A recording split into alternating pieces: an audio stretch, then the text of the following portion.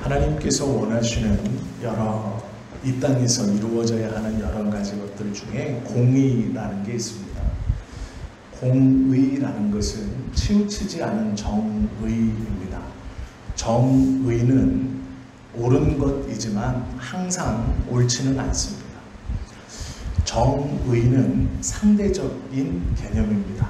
무엇이냐면 A라는 나라와 B라는 나라가 전쟁을 하고 있으면 A라는 나라가 갖는 정의에 따라 B라는 나라를 침략하고 B라는 나라는 B라는 나라의 정의에 따라 A라는 나라를 막거나 또한 침략하죠.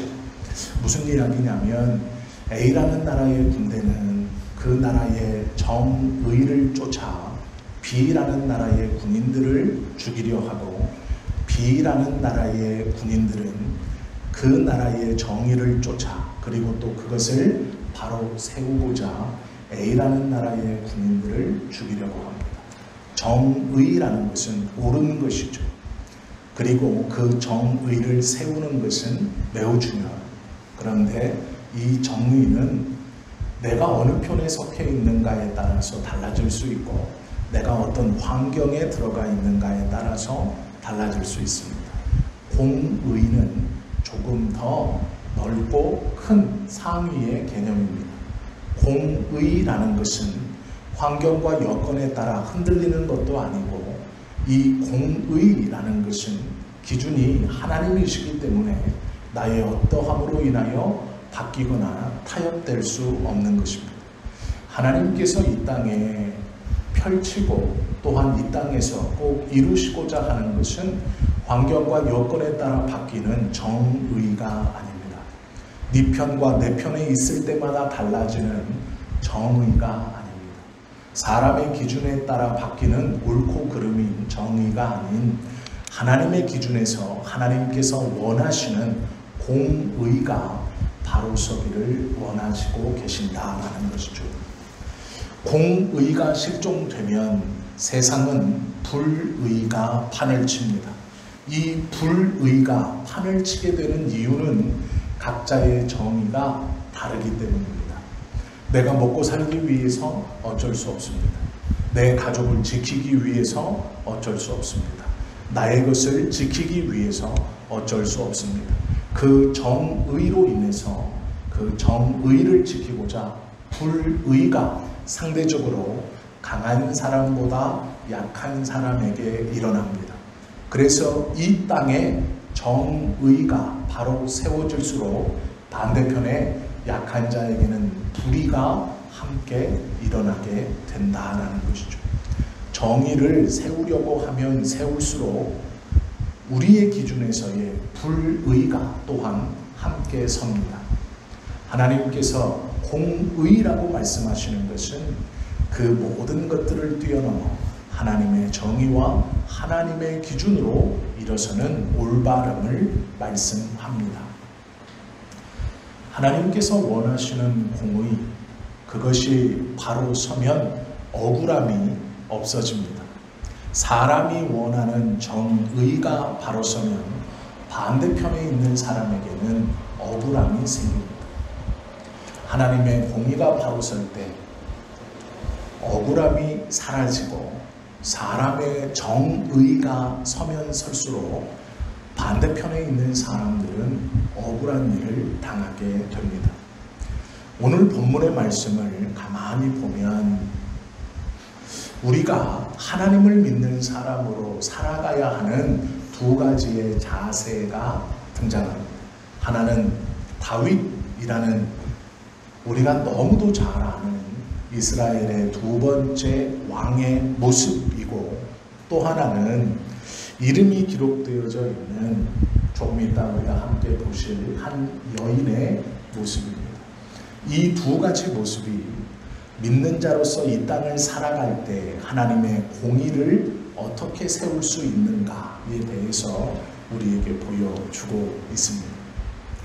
이야기의 출발은 다윗이 왕이 되어 한참을 다스리고 있을 때 어느 순간부터 이스라엘에 기근이 임하기 시작합니다. 단순히 비만 오지 않았다는 것이 아니고요. 식량 자체가 나지 않았다라는 의미로 받아들이면 더 정확한 개념입니다. 기근이 임했다라는 것은 먹을 것이 없어졌다라는 뜻입니다. 비가 오지 않았다라는 것은 농작물을 훼손하고 결국 짐승을 죽이지만 그것보다 더 험하고 견디기 어려운 것이 기근이 임했다라는 뜻입니다. 먹을 수 있는 모든 것들이 사라졌다 이런 뜻입니다. 대체할 수 있는 것이 사라졌다라는 뜻입니다. 이것이 부족하면 저것을 먹으면서 견디면 되는데 그 모든 것이 사라졌을 때 기근이 임했다 이렇게 말할 수 있습니다. 비도 오지 않았다는 뜻이고 땅은 척박해졌다는 뜻이고 짐승들은 죽어갔다는 뜻이고 저장해 놓았던 곡식들은 충이 멀어 다 썩어가고 있었다라는 뜻입니다. 그런 기근이 이스라엘에 3년 임했습니다. 먹을 것이 없고 견딜 수 없는 시간이 3년이 계속되었습니다. 다윗은 이 기근의 문제를 가지고 하나님 앞에 나아가 기도합니다. 어떻게 하면 이 기근을 이길 수 있을까? 극복할 수 있을까? 견딜 수 있을까? 그리고 가장 중요한 것은 어떻게 하면 해결할 수 있을까를 놓고 하나님 앞에 이 문제를 가지고 기도하기 시작합니다. 긴 시간 동안 침묵하시던 하나님께서 3년이 되던 해에 이제 3년째에 다윗에게 응답을 주십니다. 그 응답이 이렇습니다.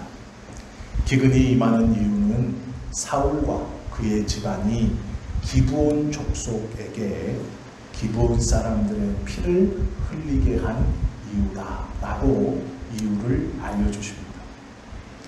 우리가 좀 생각해 볼 필요가 있죠. 사울과 그의 집안이 기브온 족속을 죽였는데 그것을 가지고 사울과 그의 집안이 벌을 받는 게 아니라 이스라엘 전체가 벌을 받고 있습니다. 이스라엘 전체가 먹을 것이 없어 허덕이고 있습니다. 원인은 사울과 그의 집안에서 시작되었습니다. 하나님은 사울과 이스라엘을 따로 보지 않습니다. 사울이 이스라엘의 왕이었고 또한 사울과 그의 집안이 범한 죄는 기브온 거민들을 죽인 일이며 이 기브온 거민들은 여호수아가 하나님의 말씀을 쫓아 가나안 땅을 정복하는 전쟁을 할 때 가장 먼저 가나안 땅에서 달려나와서 이 이스라엘 백성들과 협약을 맺었던 족속입니다. 동맹 관계였습니다. 그런데 사울이 이들을 가만히 보니까 속국도 아니고 정당한 1대1의 관계인 동맹처럼 있는 것이 마음에 들지 않았습니다. 그들이 자꾸 온 가나안 땅을 정복하고 있는 이스라엘의 눈치를 보지 않고 자기들도 흡사 동등한 권리를 가지고 있는 사람처럼 사울의 정책이나 사울의 앞에 눈의 가시처럼 행동하기 시작합니다. 그때 사울이 이스라엘이 이 기드온과 맺었던 언약을 깨버리고 그들을 노예처럼 취급합니다. 종들처럼 취급합니다. 동맹이 아니라 이방 민족처럼 취급하기 시작합니다. 그리고 많은 사람들을 죽여버립니다. 그것으로 인해서 기브온은 먼 곳으로 이주하였고 이스라엘의 변막, 이방인들과 같이 원래는 동맹이어서 이스라엘 12지파와 함께 있었지만 분리되어 이 이스라엘 가운데 영토에서 바깥쪽으로 이주합니다. 그리고 이들이 굉장히 어렵고 힘든 생활을 기브온 족속이 하게 됩니다. 이 기브온이 하나님 앞에 이스라엘 백성들을 저주합니다. 우리의 선조들이 약속했건만 하나님 어떻게 이럴 수 있습니까? 그리고 나서 이스라엘에 기근이 임하기 시작합니다. 하나님은 다윗에게 그것을 알게 하셨고 다윗은 이 문제를 해결하기 위해서 이 기브온의 대표들을 초청합니다. 그래서 묻습니다. 너희가 어떻게 하면 마음이 풀리겠느냐? 그리고 마음을 풀고 너희가 하나님께 이스라엘을 위해서 축복해 줄 수 있겠느냐 부탁합니다. 그때 이 기브온의 대표들이 하는 말이 무엇이냐면 우리의 족속들을 사살하고 몰살시키려고 했던 사울 가문의 사람 7을 우리에게 주십시오. 우리가 그들을 공개적으로 매달아 죽이고 그러면 우리가 분을 풀고 당신 백성들을 위해서 하나님 앞에 기도하겠습니다. 이해할 수 없지만 다윗은 사울의 직계들을 7명을 선발하고 뽑아서 기브온 사람들에게 넘겨주고 이 기브온 거민은 그들을 목매달아 버립니다. 공개적으로 처형합니다. 이때 다윗이 그 7명의 시체를 매달았다는 소식을 듣고 벌어지는 사건이 오늘 1절에서 14절까지의 사건입니다. 가만히 우리가 이 잘 이해할 수 없는 사건을 통해서 한 가지를 배울 수 있어야 합니다. 기근의 이유를 알게 되자 다윗은 망설이지 않고 문제의 원인을 바로 잡으려고 합니다. 사울의 자손 7명을 내어줍니다. 어떻게 이럴 수 있을까? 성경이 이러한 일을 다윗을 통해 행할 때 우리에게 다윗의 윤리성을 비난하거나 해결 방법이 잘못됐다라는 것을 부각시키려고 하는 것은 아닙니다. 중요한 것은 하나님이 기브온을 통해 맺은 언약입니다. 사울은 그 언약을 분명히 알고 있었음에도 불구하고 파기했고 다윗은 이 기브온을 다시 그 언약의 대상 동맹관계로 그 언약을 회복시키려고 하는 것이 오늘 본문의 중요한 말씀이고 뜻입니다. 7절 말씀에 보시면 읽진 않았지만 그렇게 7을 내어줄 때 다윗이 하나 생각한 것이 있습니다.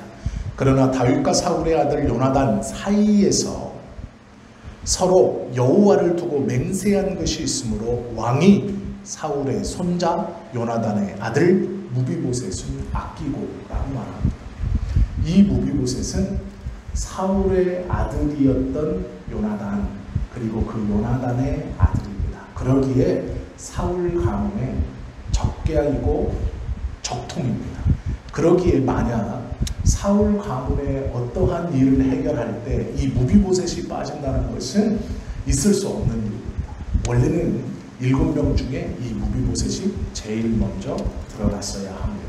그런데 다윗은 기브온의 요청에 따라 7명의 사람들을 넘겨줄 때 이 무비보셋을 뺍니다. 아꼈다라고 말하죠.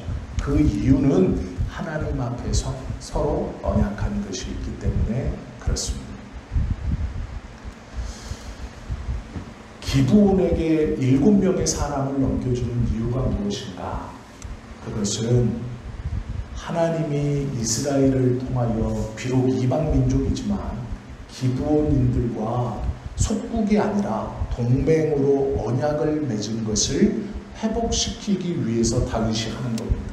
그리고 그것을 회복하는 중 자신의 가장 친한 친구였던 요나단과 하나님 앞에서 기도하면서 맺었던 그 약속과 기도를 기억하고 무비보셋을 뺍니다. 그리고 나머지 7을 주지요. 하나님의 언약을 회복시키는 것 앞서 그거에 함께 하나님 앞에 기도했던 것을 기도하고 지금 이 일을 처리하는 것을 우리가 보게 되죠. 여호와를 두고 맹세한 것이 있었다. 사울은 언약을 깼고 다윗은 언약을 회복하려고 노력하고 있습니다. 그리고 그 회복하려고 하는 노력 중에서 그 중에서도 하나님 앞에 기도한 것을 잊지 않고 지켜가려고 합니다. 사울이 백성들에게 재앙의 출발이었다면 다윗은 하나님 앞에 그 관계를 회복시키려고 노력하고 있습니다. 그리고 기도를 기억합니다. 언약을 이어가기 위해서 노력했지만 조금 부족하다라는 생각이 듭니다. 왜요? 깔끔하게 무엇인가 처리되고 명확하게 처리되는 것이 아니라 왜 7명의 아까운 생명들을 넘겨주는가? 왜 이렇게밖에 해결할 수 없었을까? 이런 생각이 우리에게 들죠. 이것이 다윗의 한계입니다. 사울은 재앙이었고 다윗은 그 재앙을 해결해 보려고 노력했지만 썩 마음에 들지 않습니다. 절반은 해결한 것 같지만 그 방법이 우리의 마음에 믿음의 눈으로 볼 때 이것이 괜찮은가 싶습니다. 그러나 이것이 우리의 한계입니다. 하나님의 일을 할 때에 우리는 예수님처럼 완벽하게 그 일을 감당할 수 없습니다. 우리는 죄인이고 연약하기 때문에 그렇습니다. 다윗은 이스라엘 전체의 기근이라는 이 큰 문제를 해결하고자 최선을 다했습니다. 그 최선을 다하는 것이 기브온 사람들의 요구대로 멀쩡한 7명의 사람들을 내어 목매달려 죽게 하는 것입니다. 노력했지만 완벽하지 않습니다. 사울은 재앙이었고 다윗은 노력했지만 완벽하지 않습니다. 그가 하나님 앞에 기도했고 하나님이 그 문제를 알게 하셨고 그 문제를 해결하려고 권세를 갖고 있는 다윗이 시도했지만 온전하지는 않습니다. 이것이 우리의 한계입니다. 사람의 한계입니다. 좋은 대통령이 좋은 나라가 사회복지를 실천할 수는 있습니다. 생활을 편안하게 해줄 수는 있죠. 그러나 아무리 복지가 좋아져도 사람을 구원시킬 수는 없습니다. 그것은 하나님의 복음만이 할 수 있는 것이고 교회가 이 땅에서 온전히 감당해야 하는 몫입니다. 국가가 아무리 좋아지고 법이 아무리 좋아지고 복지가 아무리 좋아져도 그것을 가지고 사람을 구원시키지는 못합니다. 오로지 하나님의 말씀을 들고 있는 교회만이 사람을 구원시키고 국가가 하지 못하는 일을 감당해야 하는 것이죠. 예수 그리스도만이 온전하심은 예수님만이 하나님의 뜻을 온전히 이루고 하나님의 약속들을 온전히 회복시키고 그 예수님만이 부족함 없이 하나님의 뜻을 완벽하게 이루어 드릴 수 있는 것입니다. 저와 여러분이 아무리 뛰어나고 탁월해도 다윗과 같을 수밖에 없습니다. 우리의 기준으로 어긋난 것을 바로잡기 위하여 정의를 세우고 하나님의 공의를 쫓아 살아가도 그것은 부족할 수밖에 없습니다. 오직 하나님의 공의를 온전히 세우시는 분은 예수 그리스도 뿐입니다. 그러기에 우리는 우리가 붙들고 있는 정의가 아닌 하나님의 공의를 완전히 세우신 예수님을 쫓아가야 하는 것입니다. 다윗은 왕입니다. 하나님과 친히 대화하고 하나님이 친히 다윗을 통해 말씀하는 놀라운 사람입니다. 그러나 그 다윗이 하나님의 언약을 회복할 때 우리의 생각에도 의아한 방법, 온전하지 못한 방법으로 그것을 회복하려고 합니다. 그것이 한계입니다. 최선입니다. 기브온을 만족시킬 수 있는 다른 방법은 없습니다. 그 최선 가운데 더 열심히 한 것은 하나님 앞에 기도한 기도를 기억하여 무비보셋 한 명을 감추는 것입니다. 이해할 수 없지만 그것이 다윗의 한계이고 우리의 한계입니다. 하나님의 뜻을 이루고자 할 때 우리가 아무리 몸부림쳐도 다윗보다 더 잘 하나님의 뜻을 이룰 수는 없습니다. 그러면 아무것도 하지 않아야 하는가? 그렇지 않죠.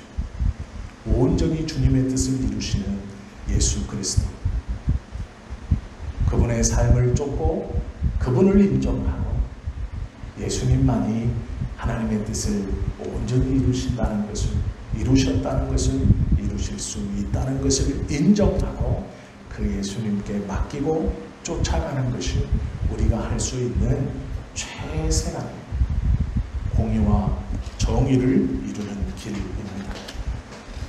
사울은 반대자였고 다윗은 절반의 성공자였고 오직 예수님만이 온전히 늘 복음 앞에서 하나님의 뜻을 이루신 분입니다.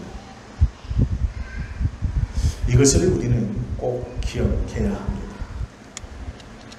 다윗은 하나님께서 기브온과 맺은 언약을 회복하려고 노력했습니다. 그리고 결국은 회복했습니다. 그런데 이 행위만은 아닙니다. 우리가 다윗처럼 억울함을 해결하고 하나님의 공의를 세우려고 노력하는 것은 매우 중요하죠.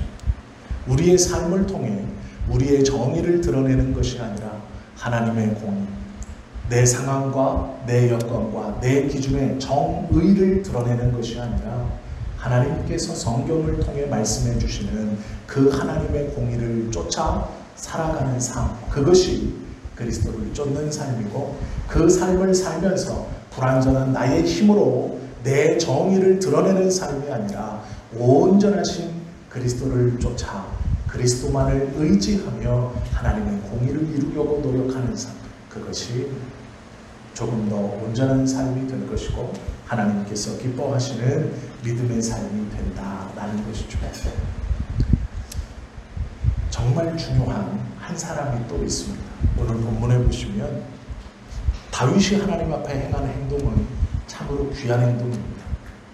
언약을 회복하려고 노력했고 하나님께서 기브온 족속과 맺으신 것을 회복하려고 했고 이스라엘에 임한 기근을 해결하려고 노력했습니다. 그런데 한 사람이 더 나옵니다. 어떤 사람이냐면 다윗이 자신의 정의, 즉 하나님께서 회복하기를 원하셨던 그 언약을 회복하려고 할 때 7명을 내어줍니다. 그 7명에 내어준 사람 중 자신의 아들이 2명이나 포함되어져 있는 한 여인이 있습니다. 다윗이 공의를 세울 때, 정의를 세울 때 그 세워지는 정의와 공의를 쫓는 삶을 통해 억울한 여인 하나가 등장합니다. 멀쩡히 잘 있던 내 아들 둘이 어느 날 왕의 부름을 받고 나가 꽁꽁 묶여 기브온 족속에게 보내지고 목매달아 죽는 것을 봅니다. 그 여인이 리스바입니다. 사울의 첩 중 하나였습니다. 그에게 2 아들이 있었고 그 2 아들을 뺏깁니다. 7명의 사람을 넘겨줄 때 사울의 첩이었던 이 리스바의 2 아들이 그 7명 중 2명이나 포함되어 기브온 족속에게 들려지게 되고 그들은 그 7명을 목매다. 억울함이 발생하죠. 이스라엘의 입장에서는 사울과 사울의 가문의 죄로 인해서 기근이 임했습니다. 이스라엘이 억울합니다. 다윗은 그 억울함을 해결하고자 기브온 사람들을 만났습니다. 그리고 사람 7을 내어주는 것으로 그 억울함을 해결하려고 합니다. 그런데 억울함을 해결하려고 할 때 또 다른 억울함이 발생합니다. 이 여인은 두 눈 뜨고 멀쩡히 있다가 생떼 같은 2 아들을 뺏겼고 그 2 아들이 보는 자신의 눈앞에서 목매달려 죽는 것을 보게 됩니다. 억울함을 해결하려고 하다가 또 다른 억울함이 만들어집니다. 사람의 방법은 이럴 수밖에 없습니다. 내가 생각하는 정의를 세우고자 할 때 그 정의를 세우면 억울함이 생길 수 있습니다. 그러기에 주의해야 합니다. 그러기에 더 잘 살피고 그러기에 하나님 앞에 모든 것을 맡길 수밖에 없습니다. 섣불리 나의 힘으로 내 공의를 세우고 내가 무엇을 하려고 할 때 나는 정의 가운데 있고 나의 억울함을 해결하고 남의 억울함을 해결하라고 하는 그 순간 자칫 부주의하면 또 다른 억울함을 낳게 될 수 있다라는 것이죠. 오늘 본문은 그것에 대해서 이야기합니다. 리스바의 억울함입니다. 이 여인의 억울함. 어느 날 두 아들을 빼앗기고 그 두 아들이 죽습니다. 생각할 수 없고 메어질 수밖에 없는 억울함입니다. 이것이 임했습니다. 다윗은 문제를 잘 해결해 보려고 했지만 이런 억울함을 한 여인에게 범하게 합니다. 10절은 이렇게 말하죠.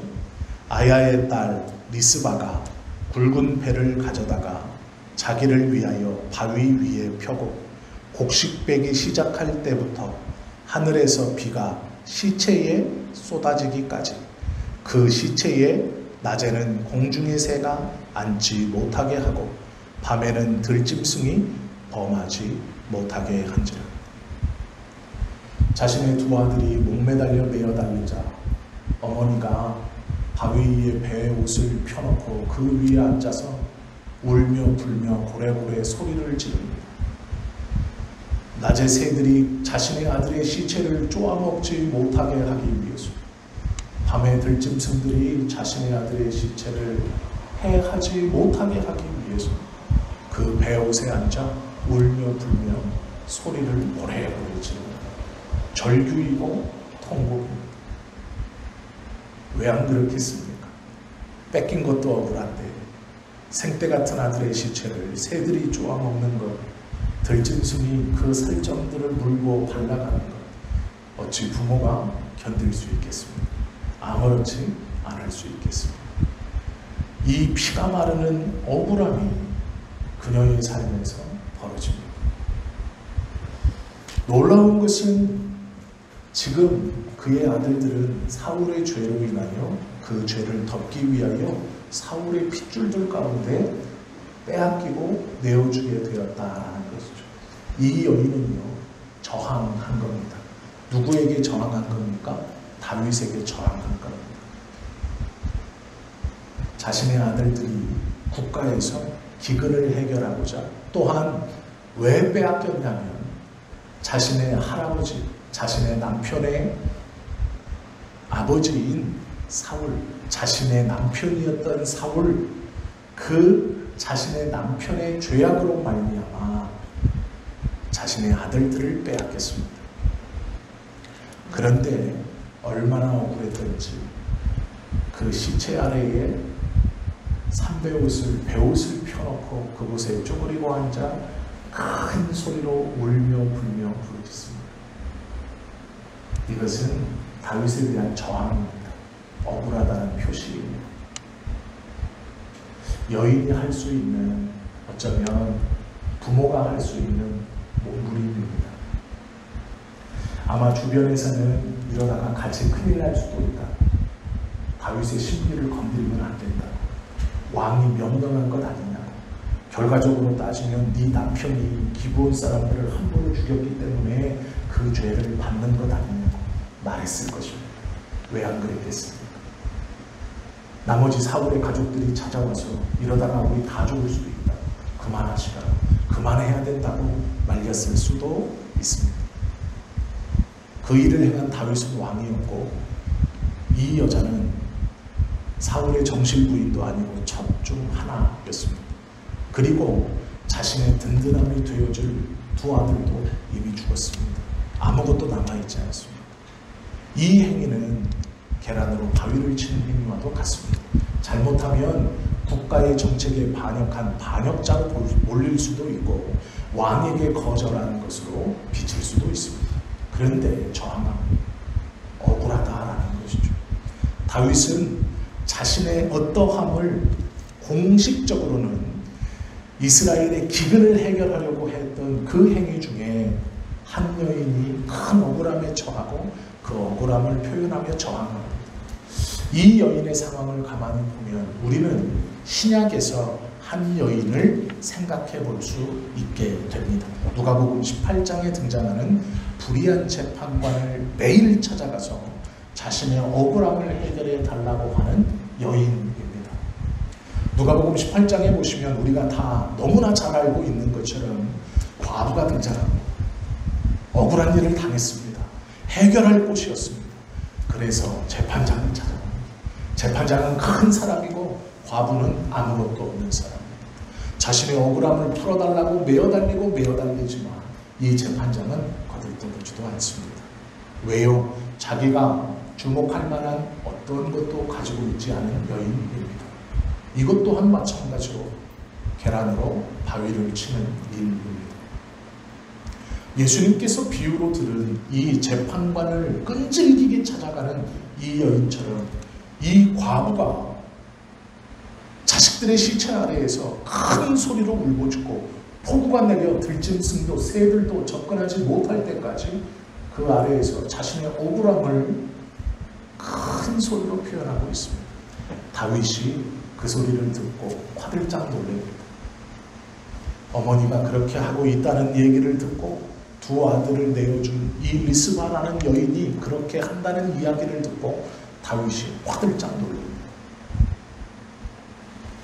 어떠한 것을 수습하기 위해 하나님의 공의를 다시 회복하고 언약을 회복하기 위해 내가 기브온 민족들과 나누었던 거래했던 그 7명의 사람을 내어주면서 또 다른 억울한 일이 생겼고 이 여인이 그 억울함을 표현하자 다윗은 사울의 시체와 요나단의 시체에서 추린 뼈 가루를 가지고 또 그 7의 시체의 뼈들을 추려서 함께 조상의 묘인 사울의 아버지의 조상의 묘에다 안치시켜줍니다.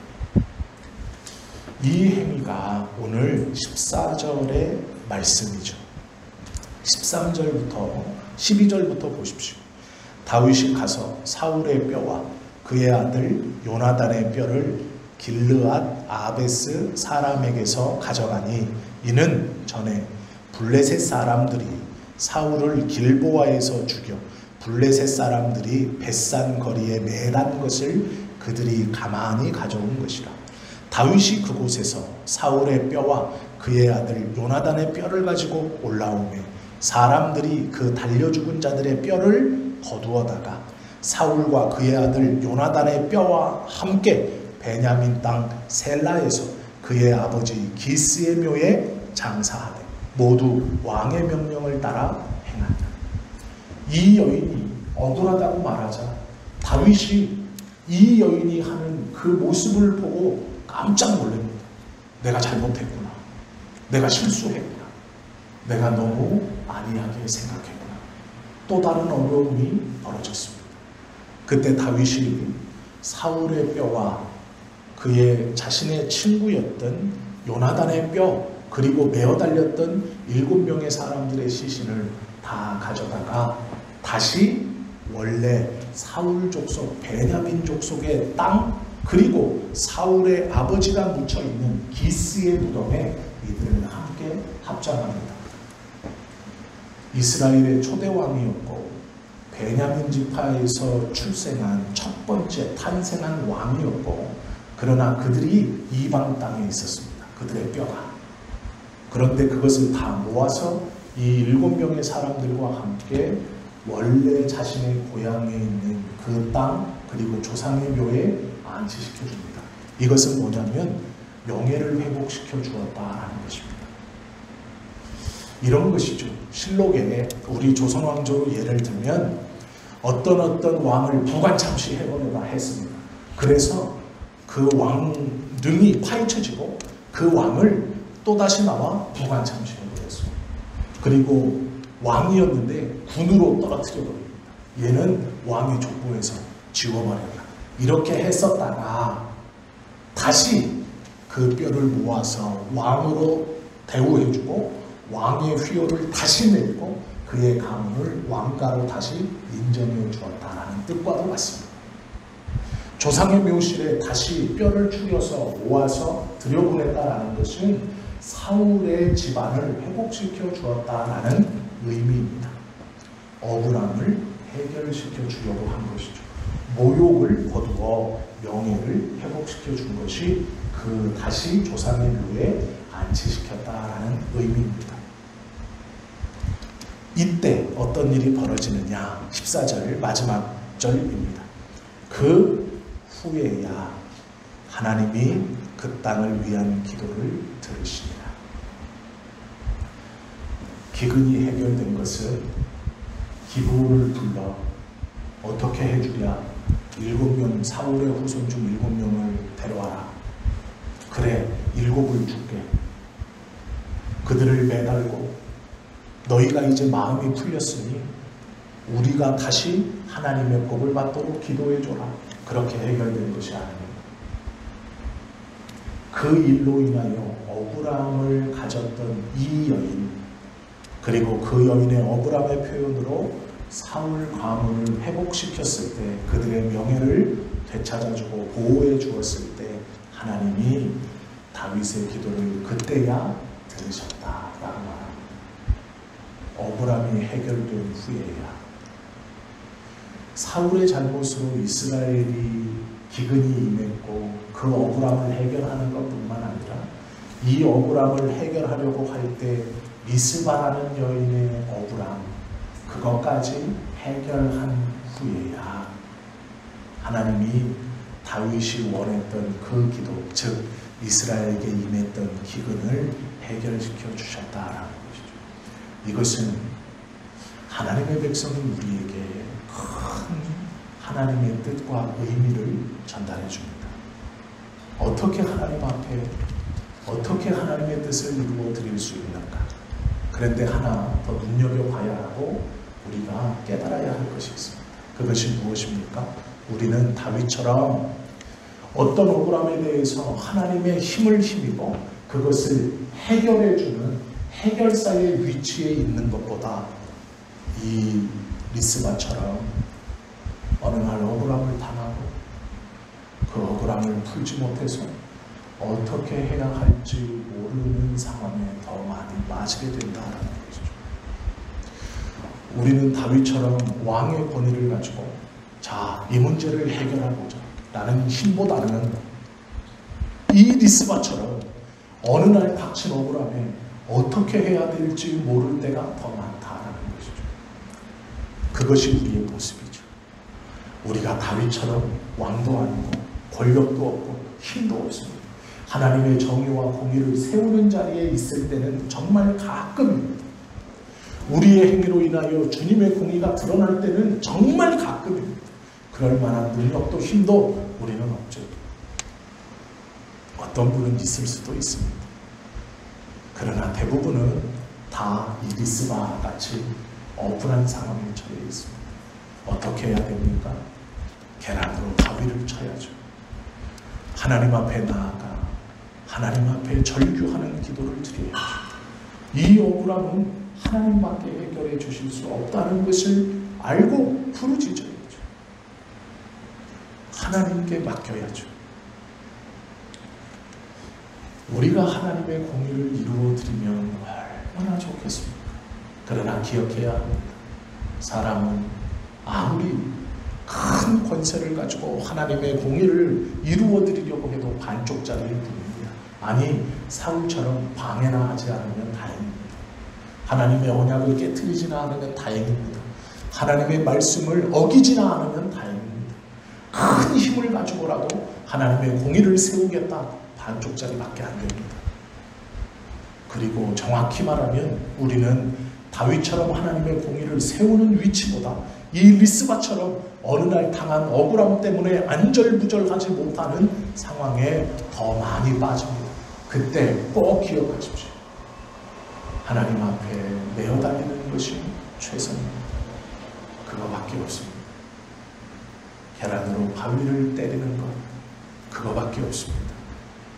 나를 억울하게 하는 자는, 나를 억울하게 하는 상황은, 나를 억울하게 하는 모든 것은 나보다 강합니다. 내가 이길 수 있으면 억울하겠습니까? 내가 이겨낼 수 있고 같이 싸울 수 있으면 억울하겠습니까? 아니죠.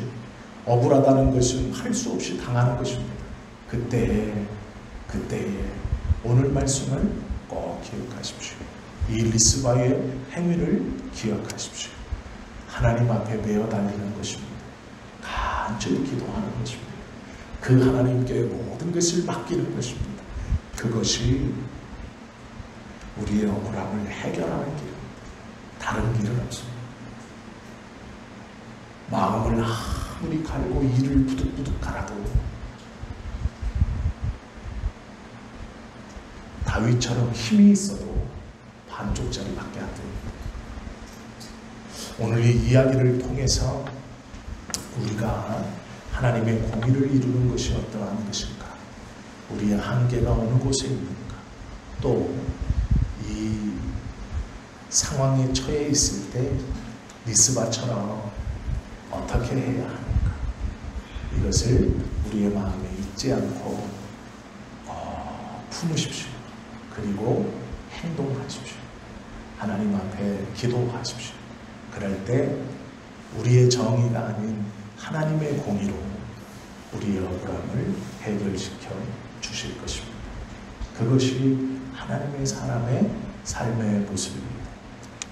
세상은 강함으로 해결하는 것이 세상입니다. 그러나 우리는 연약함으로 해결하는 것이 우리들의 모습입니다.